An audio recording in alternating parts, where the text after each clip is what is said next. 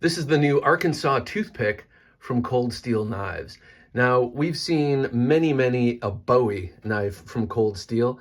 They have always focused on historical ethnographic weapons, especially the Tonto and the Bowie. But in the past, I don't know, well, in all along, they've been doing historical style knives. This is not the right format. They've been doing historical style knives of all different kinds. Many sort of medieval swords and Japanese swords and Filipino swords. And, well, again, back to the Bowies. So a lot of these swords and bigger blades that have produced in India by Windlass cutlery. They make some really nice stuff. I have been following them for years, though I don't have anything from their own line. But Windlass makes all sorts of historic blades, ethnographic blades that people who do reenactments buy and that kind of thing.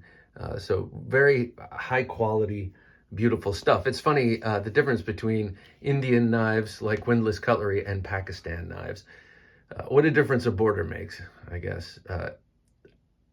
So this is Cold Steel reaching back into the history books and going for another iconic American knife. This one doesn't get nearly as much press or play as the Bowie does, but this is the Arkansas Toothpick, and this long, like short sword almost style dagger knife was pretty prevalent, especially in the American South and on the frontier. In the, what is it, the 18th and 19th centuries. This one has a theme on it, a motif. Now, this is a half horse, half alligator thing, which I guess is a sort of a legendary cryptid or creature from Louisiana and Arkansas and all those southern places. I've been to a lot of states, but a couple that I haven't been to are Arkansas and Mississippi. So anyway, I kind of have this sort of sense of mystery and wonderment built up around the Civil War era and what it must have been like living in this country, well, before the modern era, and people walking around carrying these kind of weapons to settle disputes. You know, this is a weapon. I guess it was probably used for utility when needed, but no doubt they had other things for utility. This is for running someone through. This is like a dueling knife. So I'm excited to see that Cold Steel has made this. This one is my brother's. I got this for him for Christmas, but told him he couldn't have it until I was done with it. I had it sent to my house, and then there wasn't time to send it to him conveniently. So I told him I showed him what I got on Christmas via FaceTime.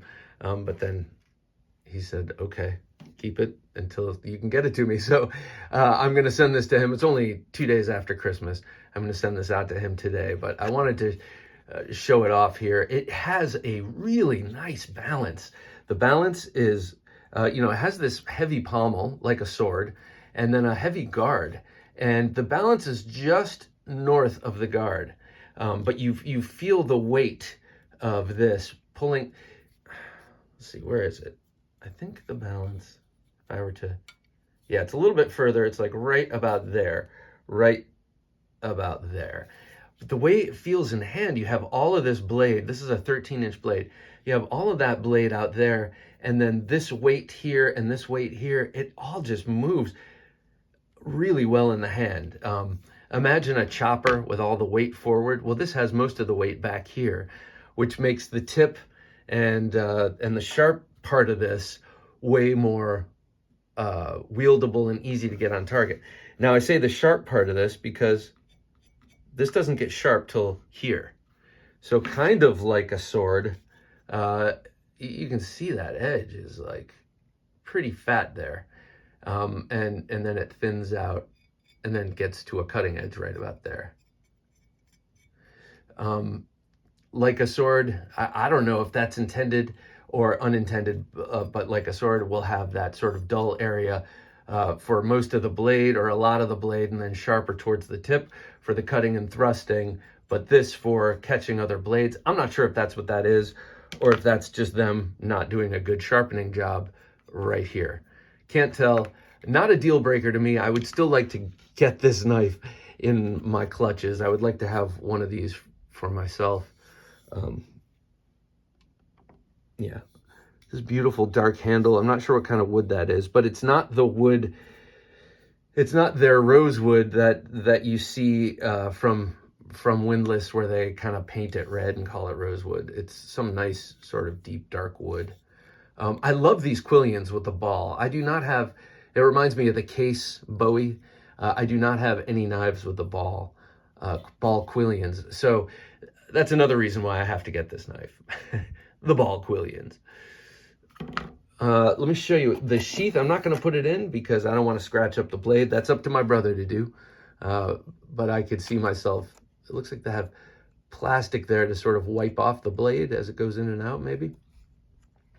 But I could see myself scratching it up on the chape. So I'll just leave it, or the throat. Is this the chape? And that the throat, I guess. Okay, but look at that. That thing's weird, isn't it?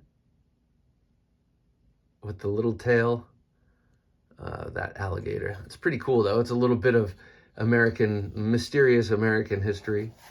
This has a similar, very similar sheath to the Frontier Bowie, which I'll show you right here. Now, the Frontier Bowie was also made by Windlass. Really awesome knife. I love this thing. Very much in the spirit of this knife here. A little smaller. Wow. This is very big, and it's funny because this has an inch on it or so.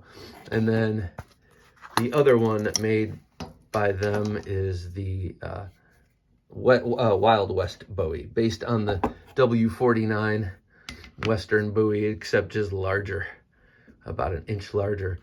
And this one it came like with this sort of gunky coating on it, and it just felt sticky. And so I hit it with some rubbing alcohol and just took it all off until it was smooth. And now the handle is stained with that stuff, but it's smooth and it's not in any way sticky. It's a little lighter in color, but it's just fine. This thing is cool. This thing has a similar sort of balance with the weight here, that heavy brass guard and the long handle. It also feels kind of light and lively in the hand. All right, so I got these two together. I asked my brother, for Christmas, do you want something tactical or practical and EDCable, or do you want something impractical and cold steel? And for every year, he opted impractical and cold steel. So I went with this. I could see this living next to his, my brother's got the ultimate man cave. Really just an amazing room. And I could see this sitting proudly next to his dad chair, he's got this giant recliner, but then it's covered with this huge shearling. And when you sit in it, you look like Jon Snow with your big fur on your shoulders. So I could see this kind of rested next to him. So when he's taken in a movie, but then someone rings the doorbell, he's got an adequate blade close at hand. Another one.